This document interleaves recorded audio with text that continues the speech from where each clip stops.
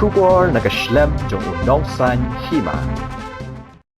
Haga jilang ban pelat pat ba ya kakot hagak den kasi. Kabakar tengki kejat jing syai ke menor.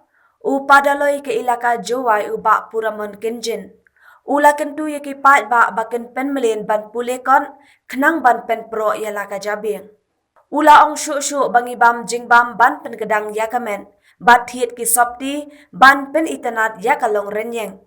Henry Deiru ban pulekon ban pen klan ya laka jong keperkat perdan. Yakani udalai ula keren haka jilang ban plepat ba, yakakot belatho do Dr. H.H. Morman, hayang school HK Sing Jowai haka sengi satjan. Padalai ula ongru ba ula pule yakani kakon, bat kalala ban pen kelaya u. Bat ula ong bakani kakot kadai utiar jong ka jingtem, syapang ka menor ka balalet no. Dr. Morman haka jingkren lam khamat ke jong u. Ula ong bakini ki jingtho ki dei shibanta jong ka program haka All India Radio Shillong. Bat ula ai kublai ru yaki nong trai hapok kani ke station. Ki bala ai mensim ya u ban pen mi yaki ni ki jingtho.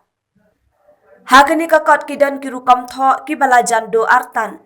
Ki khana tang ki ba ompat juya thukon. Bat ki wei pat ki jingtho ki bayadai bat gajat benriu. Uba wasala idakar ubalang u secretary jong kakasi Author Society Jowai Union. Ula kentui ki pat ba baken thiet yakikon kenang baki nong tho kenyok mensim. Ula ongru baka kam tho kot kam dei kabasung. Kumta ki nong tho kot ki don kam yak jingkershan bor jong ki pat ba nong puli. Layo ru yak jingkren nakakong RM Khongla. Kabalong kan nong hikai jong ka Thomas Jones College Jowai. Kumjo ru layo jingkren uba MM Thayang. Ubalong u Vice President kakasi Author Society Jowai Union.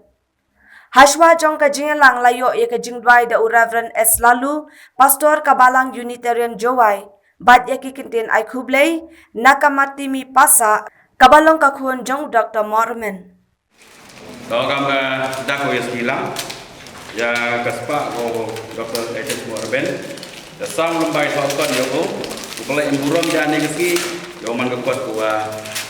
Do yang ayat di agluti ke di yongi wa iu nang yok nang ye ju di bor